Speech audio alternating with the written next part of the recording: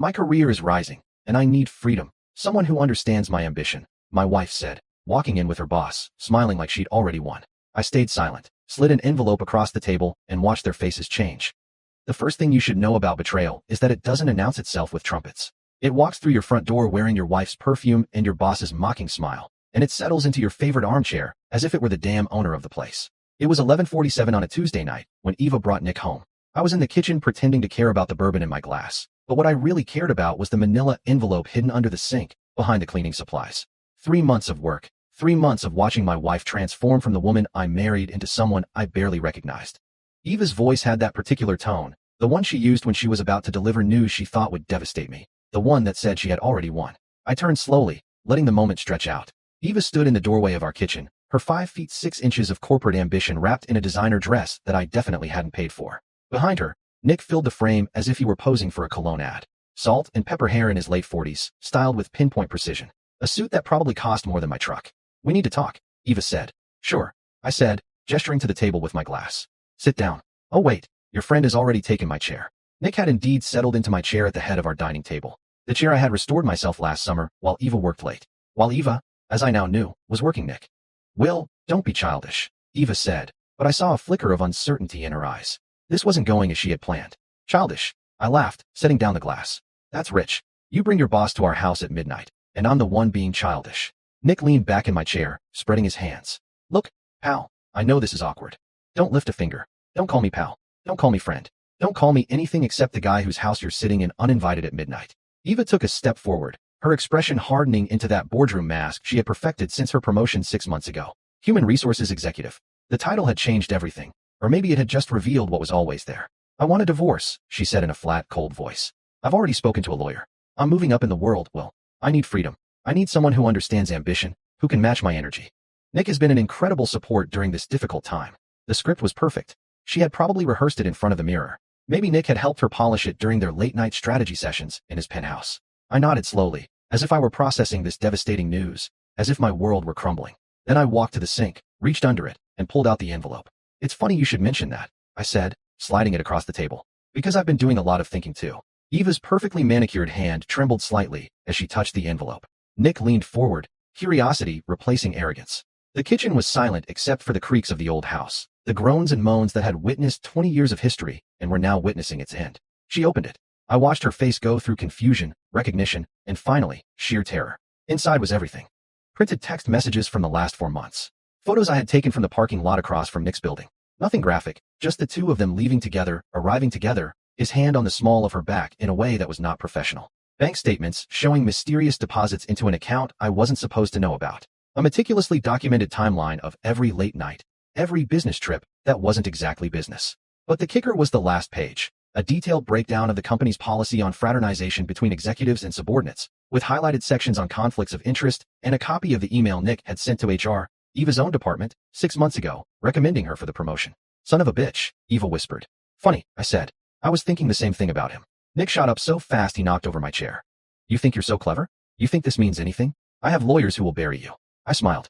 I actually smiled because this was the moment I had been waiting for. Go ahead, call them. And while you're at it, maybe explain to them how you promoted your girlfriend to head of HR. I'm sure that will go over well with the board of directors, especially since Eva has been the one handling all those harassment complaints from your other female employees. The color drained from Nick's face. Eva's hand was still trembling, the papers rustling like withered leaves. You've been planning this, she said. 3 months, I confirmed, since I found the first message. You weren't as careful as you thought, Eva. You used our shared laptop to message him, our shared cloud storage for the photos. You really should have paid attention during those cybersecurity training sessions. Nick took a step toward me, and I saw it coming. The alpha male move, the physical intimidation that probably worked in boardrooms. He raised his hand, his finger pointing at my chest. I slapped it away. Not a punch, a slap. Open-palmed, dry, and humiliating. His phone went flying from his other hand, skittering across our hardwood floor. You're not in your office now, champ, I said quietly. You're in my house, and in my house, we have different rules. Nick stumbled back, his hand to his face, his eyes wide with surprise. No one had probably touched him like that since elementary school. Eva rushed to his side, and I watched her choose him in real time. Her hand on his arm, her body turning away from me. Get out, I said. Both of you. Eva, you have until Friday to get your things. After that, this envelope and everything in it goes to your company's board of directors. Nick, you might want to check your car. I think you have a flat tire. Maybe 2. They left. Eva was crying. Nick was cursing, and I stood in my kitchen, listening as their expensive car limped down the street on two slashed tires, courtesy of the box cutter I had used an hour earlier. I poured myself another bourbon. My hands were steady, my heart was calm. The first move had been made, and it had landed exactly where I wanted. This was just the beginning. 3 months earlier, I was a different person. Trusting, maybe stupid, definitely blind. I'm a project manager for Hendrix Construction, which means I spend my days making sure buildings stay up and workers stay safe. It's not glamorous, but it's honest work. I'm good at it. I understand structures, foundations, how to spot weaknesses before they become disasters. I wish I had applied those skills to my marriage sooner. The first crack appeared on a Wednesday. Eva came home at 2 a.m., claiming a work emergency. She smelled of wine and a cologne that wasn't mine. When I asked, she got defensive, turned it around on me, made me feel guilty for questioning her. Classic gaslighting. I know that now. The second crack. I needed to use her laptop because mine was updating. I found her Gmail still logged in. I saw a message notification from Nick. The preview was enough. Last night was amazing. Can't stop thinking about. I didn't open it. No. Instead, I closed the laptop, made coffee, and started thinking like a project manager. If you have a structural problem, you don't just patch the visible crack. You investigate the entire foundation. I started with the easy stuff. Our shared cloud storage. Photos, documents, everything. Eva had created a new folder called Work Projects. Inside were photos that had nothing to do with work. Her and Nick at restaurants I couldn't afford. Her and Nick at some beach resort. Her and Nick in his penthouse. Visible through the reflection in the window, his hand in her hair. I downloaded everything. Made 3 backups. Then came the finances. We had separate accounts, but I was still listed on some of the old joint accounts from before her promotion. There was one account I didn't recognize, linked to our main one. Small, regular transfers. I did some digging. It was a savings account in her name only, with $10,000 in it. Money she had been siphoning from bonus checks I didn't know about. Then I got creative. I called Marty. Marty Kowalski had been my best friend since high school. He worked with me in construction. He had a face like a baseball mitt and a heart bigger than the state of Maine. He also had a sister who worked as a paralegal. I need to understand divorce law. I told him over beers at the old boiler room, our regular spot. Hypothetically, Marty looked at me with those sad puppy dog eyes. Eva, right, brother? I'm sorry. What do you need? What I needed was information. Marty's sister, Patricia, gave me the basics over coffee. In Maine, adultery doesn't matter much for asset division, but it does for other things. Reputation, employment, especially when work ethics are involved. If someone in HR was having an affair with her boss, I asked carefully, and that boss had promoted her, would that be a problem? Patricia's eyebrows shot up. That would be a huge problem. Conflict of interest, potential harassment implications, ethics violations. If the company found out, both parties would be fired on the spot, possibly sued. I filed that information away. Next, I talked to Janine Martinez, Eva's work friend, the one who loved gossip more than oxygen. I ran into her at the grocery store by pure chance, except I had been tracking Eva's location via Find My iPhone and knew she would be there. Well, oh my God. Hi, Janine. It was all fake enthusiasm and real curiosity. How are you? I never see you anymore. Eva keeps me busy, I said, loading my cart with beer. She's been working so hard lately, all those late nights with Nick. I watched Janine's face carefully. There it was, a flicker of knowledge, of keeping a secret. Oh yes, Nick relies on her so much, Janine said too quickly. They're working on a huge project together, super important. It must be, I nodded. Sometimes she comes home smelling like his cologne. I guess they're very close. Janine's smile faltered. I should go? Tell Eva I said hi. She practically fled, which told me everything. The office knew. Of course they knew. Office affairs are like accidents on a construction site. Everyone sees them coming except the people involved. I spent the next 2 months gathering evidence. I borrowed a camera from Marty and spent 3 nights a week in the parking lot across from Nick's building. I got pictures of them leaving together, arriving together, his hand on her back, her laughing at something he said. I went through our cell phone records, hundreds of texts between them at all hours. I couldn't read the content, but the frequency told the story. I talked to Mrs. Dodson, our elderly neighbor, who spent most of her day watching the street from her window. She had seen Nick's BMW parked in front of our house several times when I was at work. She had seen him leave, adjusting his tie. She had been dying to tell someone, and I was finally asking. I thought maybe he was a friend, she said, clutching her teacup. But the way he looked around before he left, like he didn't want to be seen, I knew something wasn't right. Thank you, Mrs. Dodson. You've been a great help. I compiled everything in that envelope. Timeline, photos, financial records, company policy violations. I made 5 copies, stored them in different places. One with Marty, one with Patricia, one in a safe deposit box, one in my truck, and one under the sink. Then I waited for Eva to make her move. I knew it was coming. She had been distant, cold, picking fights over nothing. She was building her case, her justification, turning me into the bad guy so she could leave with a clear conscience. When she finally walked through that door with Nick, I was ready. But that was just the opening move. The real game was about to begin. The morning after the envelope reveal, I woke up to 17 missed calls from Eva and 1 text that just said, "We need to talk alone." I deleted it. Instead, I called in sick to work, a first in 3 years, and drove to Marty's house. He lived in a small ranch house on the east side of town, the kind that's always half finished because Marty kept starting projects he never completed. He opened the door in boxers and a Metallica t-shirt, a coffee in his hand. You look like hell. I feel worse. Can I use your garage? For what?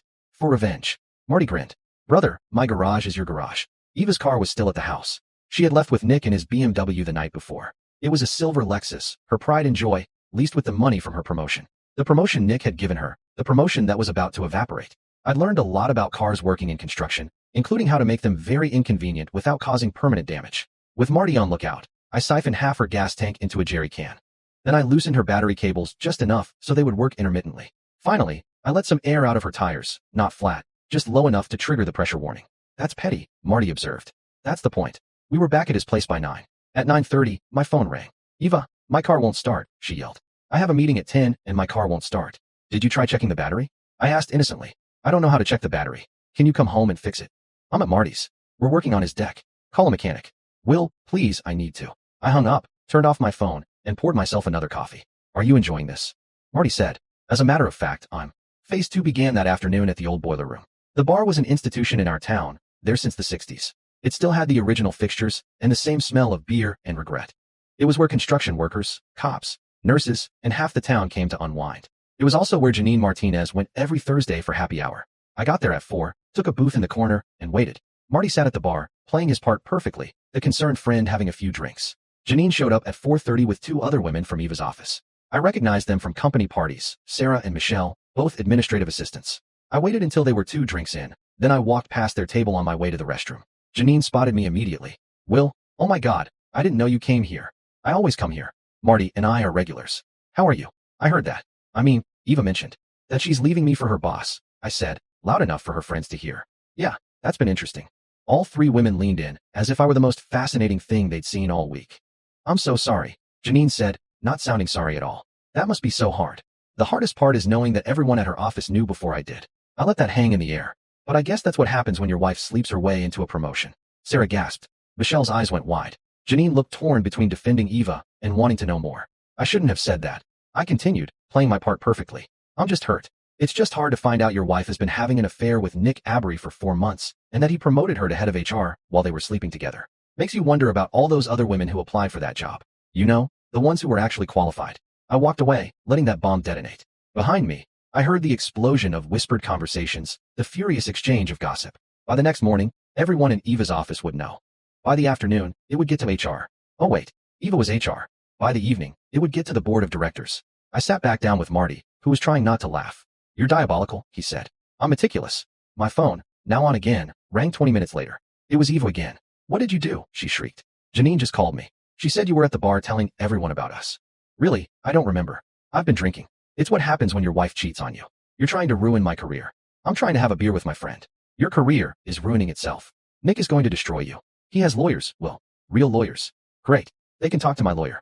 Patricia Kowalski. She's very good. She specializes in workplace ethics violations. Silence. Then, you bastard. Eva, you walked into my house with your lover and demanded a divorce. You can't be surprised when I fight back. And honey, this is just the beginning. I hung up and turned to Marty. Another round, brother. I'm buying the whole picture. Nick Avery's company, Averted Solutions, was built on reputation. They provided IT infrastructure for mid-sized companies, and their whole sales pitch was trust, reliability, ethics. Nick himself was on the board of the local chamber of commerce, gave speeches on business integrity. The irony was delicious. I had learned from Janine, before I burned that bridge, that Nick was on the verge of closing the biggest deal of his career, a 5-year contract with Morrison Manufacturing worth over $2 million. The deal was set to close the following week. Morrison Manufacturing was run by Gerald Morrison, a man in his 60s who had built his company from the ground up. Old school, conservative, big on family values and business ethics.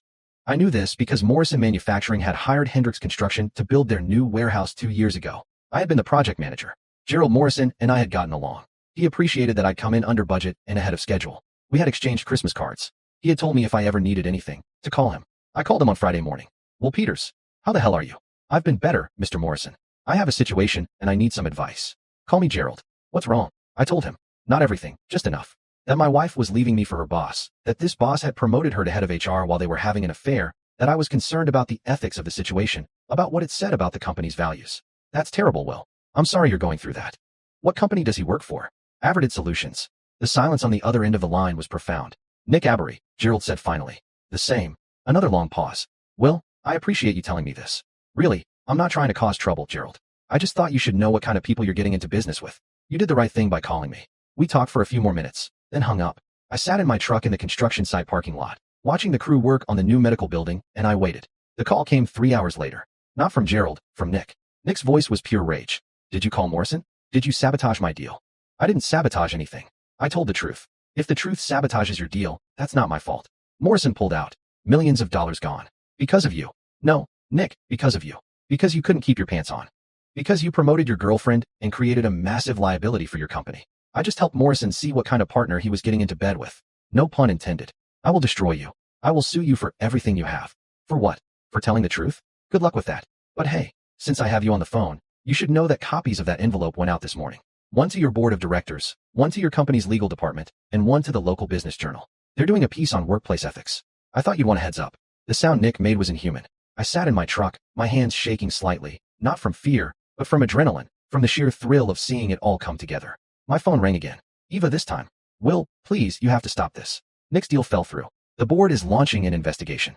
They've put me on administrative leave while they review it. You're destroying our lives. You destroyed our life when you brought him into our home. I made a mistake. I'm sorry. Can't we talk about this? Sure. Talk to my lawyer. She'll be in touch about the divorce proceedings. Will, please. I hung up. I blocked her number. I blocked Nick's number. Then I called Marty. Feel like getting drunk, brother? I thought you'd never ask. The thing about small towns is that everyone knows everyone else's business. The thing about small towns in Maine is that everyone also has an opinion about that business, and they're not shy about sharing it. By Monday morning, the whole town knew about Eva and Nick. The cashiers at the grocery store knew. The attendants at the gas station knew. Mrs. Dotson had told her entire church congregation. The story had spread like wildfire in dry season, and with each telling, it got a little more scandalous. I had become a local folk hero, the wronged husband, the underdog who fought back. People I barely knew would stop me on the street to shake my hand, to tell me they had my back. The women at the construction office brought me casseroles. Casseroles, like I was a widower. In a way, I guess I was. Eva, on the other hand, had become a pariah. She had checked into a hotel. Apparently, Nick wasn't letting her stay at his place. Now that the affair was public and toxic, she had been suspended from work pending the ethics investigation. Her friends had abandoned her. Even Janine, the gossip queen, had posted a vague Facebook status about knowing your worth and fake friends that was clearly aimed at Eva. I should have felt satisfied. I should have felt like the revenge was complete, but it wasn't over yet. The town's annual tech industry meetup was scheduled for that Saturday. It was a big deal. Local tech companies, business owners, politicians all gathered at the town square pavilion to network and celebrate. Nick's company had been a major sponsor. Before the scandal, Nick was scheduled to give a keynote speech on business excellence. That speech was still on the schedule. The event organizers, probably out of confusion or inertia, hadn't updated it. An idea formed in my head. A terrible, beautiful idea. That's insane, Marty said when I told him. You'll get arrested. For what? For exercising my freedom of speech. For disturbing the peace. I'll be respectful. I'll be calm. I'll just tell the truth. Marty shook his head, but he was grinning. You're going to do it anyway, aren't you? As a matter of fact, you in, brother? I wouldn't miss it for the world. Saturday came, cold and clear. The town square pavilion was decorated with banners and lights. A stage had been set up for the speeches. Food trucks lined the street. Half the town had turned out, mixing business with pleasure, networking with gossip. I put on my best suit, the one I'd worn at my wedding. It seemed fitting. Nick was there, looking haggard. He'd lost weight. His suit hung on him. He stood near the stage with a few remaining colleagues, people who hadn't abandoned him yet. Eva wasn't with him, smart. She had become too toxic even for him. The speeches started at 6. The mayor went first, talking about economic development, then the head of the Chamber of Commerce. And then it was Nick's turn. He walked to the microphone slowly, like a man approaching the gallows. The crowd had gone quiet. Not a respectful quiet, but an expectant one. Everyone knew the scandal. Everyone was waiting to see what he would say. Good evening. Nick began, his voice cracking slightly. I want to thank you all for coming tonight. Business excellence is built on trust, on integrity, on. I started walking toward the stage. Marty grabbed my arm, but I shook him off gently. People noticed me moving through the crowd. Whispers followed me like a wake. Nick saw me. His face went white. He stopped talking. I walked up the stage steps. The event organizer, a woman named Patricia Chun, tried to stop me, but I held up a hand. I just want to say a few words, I said, loud enough for the microphone to pick up. About business excellence. The crowd was silent now. Nick stood frozen, caught between running and staying. I took the microphone from his hand. He didn't resist. Hello, everyone. I'm Will Peters. Some of you know me. I'm the guy whose wife was sleeping with this man. I pointed at Nick. For 4 months, while he was her boss. While he was promoting her to head of HR. While he was giving speeches on integrity. Gasps from the crowd. Phones coming out, recording. Now, I'm not here to cause trouble. I'm just here to talk about excellence. You see, I believe excellence is doing the right thing, even when it's hard. I believe excellence is being honest. I believe excellence is not sleeping with your employees and then promoting them and then lying about it to your board of directors and your clients. Nick made a grab for the microphone. I sidestepped smoothly. I have proof, by the way. Text messages, photos, financial records, everything that proves a 4-month affair and a promotion that was a clear conflict of interest. I've shared this proof with his company's board of directors, with his clients, and now I'm sharing it with all of you. I pulled out my phone, held up a screenshot of one of the texts. Nothing explicit, just Nick telling Eva he couldn't wait to see her again, with a timestamp from 2 months before her promotion. This is what business excellence looks like in Nick Aberry's world. This is what integrity means to him. The crowd erupted. Some were clapping, some were booing. Not at me, at Nick. Some were just shouting questions. The chaos was beautiful. Nick lunged at me. He actually lunged, his hands reaching for my throat, but Marty was already there, stepping between us. His construction worker build made Nick look small and pathetic. Don't, Marty said quietly. You've lost enough already. Security was moving in. The event organizers were in a panic. I handed the microphone back to Patricia Chun and walked off the stage, through the crowd that parted for me like I was Moses in the Red Sea. Behind me, I heard Nick yelling. I heard the roar of the crowd. I heard the total collapse of what little dignity he had left. I walked to the old boiler room with Marty at my side and ordered a bourbon. My phone was blowing up with texts, calls, friend requests. I ignored it all. You really did it, Marty said, awe in his voice. I really did it. So now what? Now. I took a sip of bourbon. I felt it burn all the way down. Now I wait for Eva to make her final move. Eva showed up at the house on Sunday morning. I was expecting her. The public humiliation at the tech meetup had been the final straw, the thing that would force her hand. I watched from the kitchen window as she got out of a rental car. She had lost weight too. Her hair wasn't done. She wore jeans and a sweatshirt, casual clothes I hadn't seen on her in months. She looked like the woman I married before ambition and Nick Aberry poisoned everything. For a moment, just a moment, I felt something like compassion.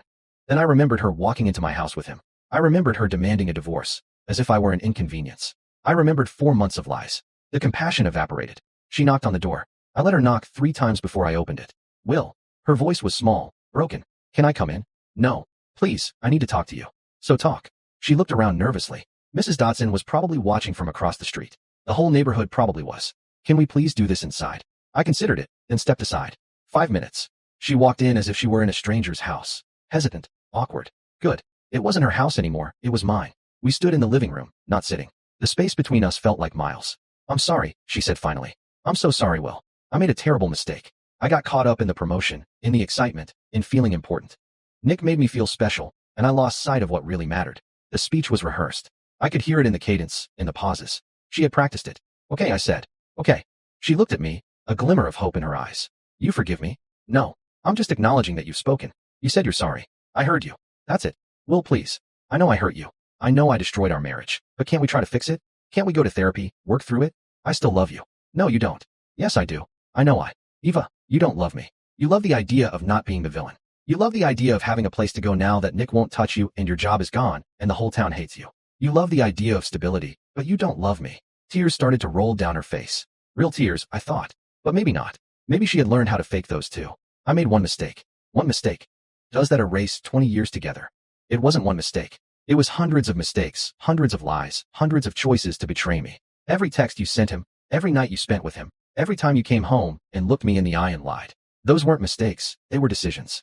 I was confused. I was scared. The promotion was so sudden, and Nick was so confident. And I felt like I was finally becoming someone important. You were always important, Eva. You just didn't think being important to me was enough. She broke down then, sinking onto the couch, sobbing into her hands. And I just stood there, watching her, feeling nothing. Or maybe feeling everything, but from a great distance, like I was watching a movie of my own life. What do you want from me? She asked through her tears. What do I have to do to fix this?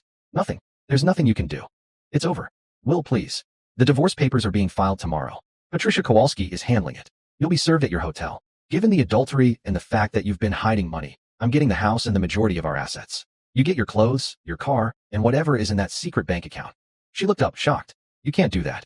Actually, I can. Patricia explained it all to me. Maine law is very clear on marital misconduct and hidden assets. I'll fight you. With what money? You're suspended from work.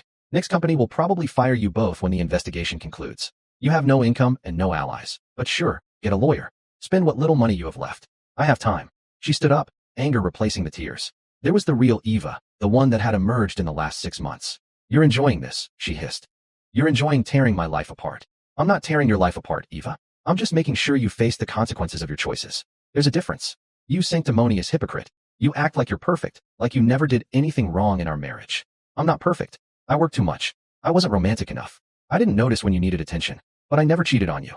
I never lied to you. I never brought another woman into our home and demanded you accept it. She opened her mouth to reply, then closed it. What could she say? Get out, Eva.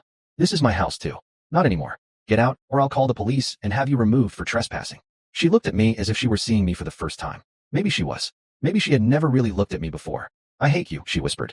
I know, and I don't care. She left, slamming the door so hard it rattled the windows.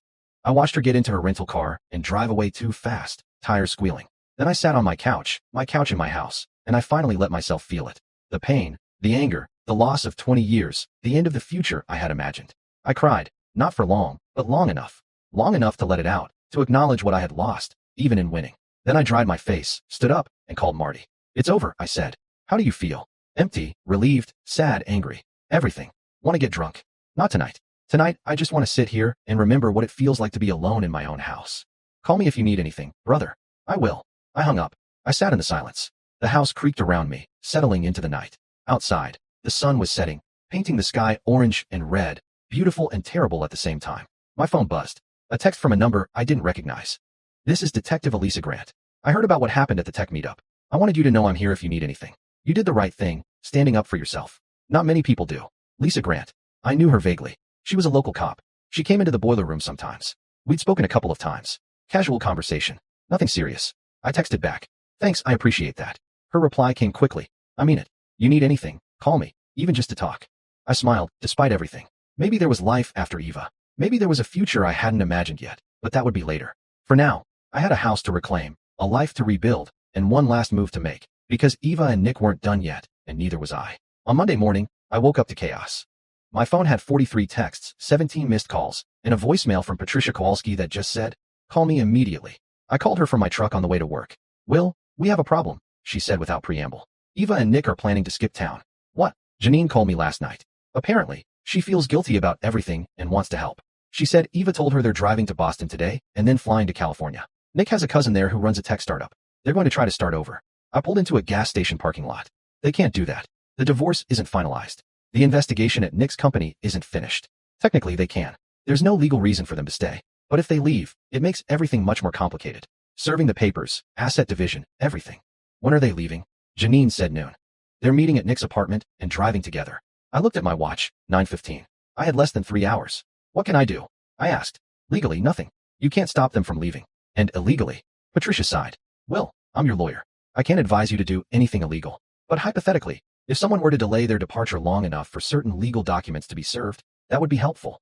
Understood. Thanks, Patricia. I hung up and called Marty. Are you busy? I'm at work. But for you, I'm never too busy. Meet me at Nick's apartment building. We're going to stop a couple of rats from jumping ship.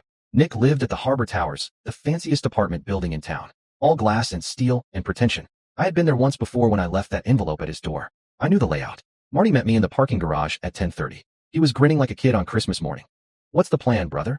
We're going to make sure their car doesn't work. I like this plan. We found Nick's BMW easily. Custom license plate that read averted. Subtle. I had my toolbox from the truck. Marty had his. We didn't slash tires or break anything. That would be criminal mischief. Instead, we got creative. I disconnected his battery cables. Didn't remove them, just loosened them enough so they wouldn't make contact. Marty let the air out of his tires to exactly 15 psi, low enough to trigger the warnings, not low enough to be obviously flat. I took his windshield wiper blades and hid them under a nearby car. Then, for a final touch, I used a grease pen to write on his windshield. Cheaters can't run. It would wipe off eventually. We were done by 11. We moved our trucks to street level and waited. Eva and Nick came out of the building at 11:45, pulling suitcases. They looked furtive, nervous, like criminals fleeing the scene, which in a way, they were. Nick opened the trunk and loaded the bags. Eva got in the passenger seat. Nick got in the driver's seat. The car didn't start. We watched from half a block away as Nick tried again and again. We watched him get out, pop the hood, stare at the engine as if it were a foreign language. We watched Eva get out, frustrated, looking at her phone. Should we help them? Marty asked, barely containing his laughter. Let's give them a minute. Nick was on the phone, probably calling a mechanic or a tow truck. Eva was pacing, clearly angry. They were arguing. We couldn't hear the words, but the body language was clear. Then, a police car pulled into the parking garage. Detective Lisa Grant got out, along with another officer. She walked straight up to Nick and Eva, said something, and handed Nick an envelope. She's serving him, I whispered. Serving him with what? Probably a subpoena for the ethics investigation. Maybe a restraining order from one of his former employees.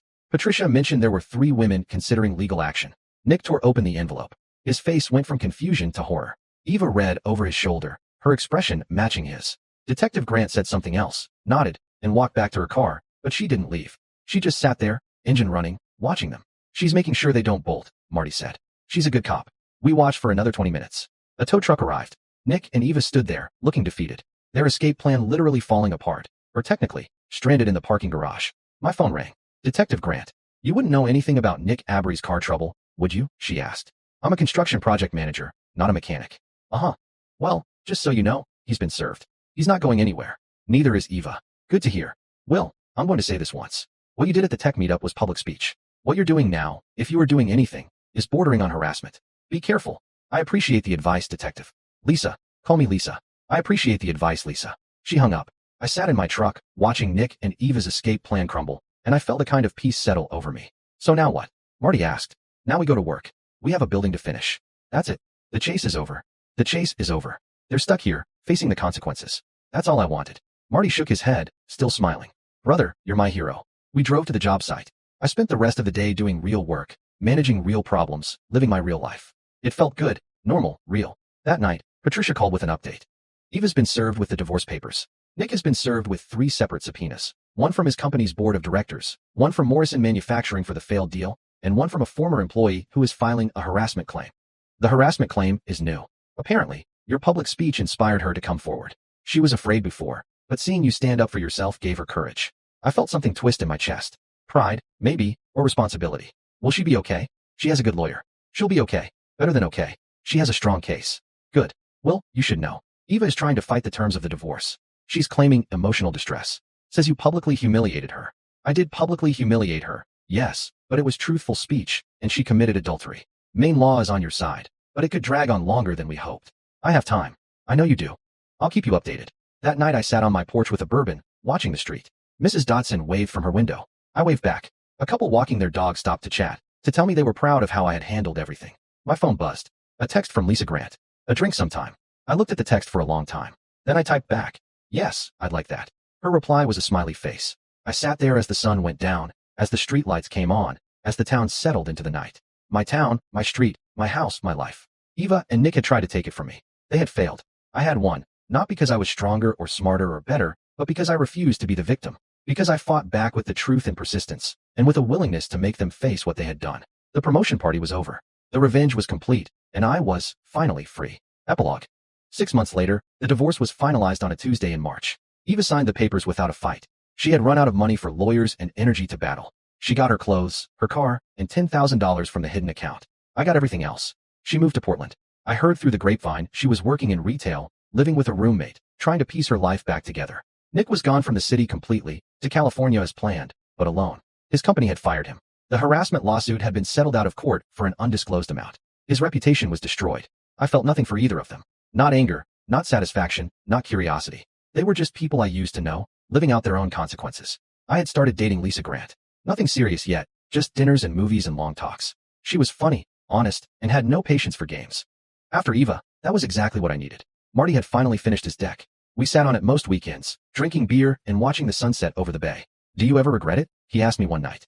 The revenge, the public humiliation, all of it. I thought about it. I really thought about it. No, I said finally. I don't. They tried to make me the fool, the victim, the guy who just takes his fate. I refused to be that guy. I fought back with the truth. I made them face what they had done. I don't regret that. You're a better man than me, brother. I'm just a man who was pushed too far and pushed back. We sat in comfortable silence, watching the sky turn orange and red and purple. The bay was calm. The evening was warm, and my life was my own again. My phone rang. Patricia Kowalski. Will, I have news. Eva has filed for bankruptcy. She's claiming the divorce settlement was unfair and is petitioning the court to review the asset division. I sighed. Will it work? No, the judge already ruled. She's just desperate and grasping at straws, but I wanted you to know. Thanks, Patricia. I hung up and told Marty what she had said. She never learns, he said. No, she doesn't. But I had learned. I had learned that betrayal doesn't have to break you. I had learned that standing up for yourself doesn't make you the villain. I had learned that sometimes the only way forward is to burn the bridges behind you and refuse to look back. Eva and Nick had tried to ruin my life. Instead, they had freed me from a marriage that was already crumbling, from a wife who didn't appreciate me, from a future that would have been a slow burn of resentment and regret. They had done me a favor. They just didn't know it. I raised my beer to Marty. He raised his. To new beginnings, I said. To a revenge well executed, he replied. We drank. The sun set. The bay went dark. And somewhere in Portland, Eva was living with the consequences of her choices, just as I was living with mine. The difference was, I was happy with mine.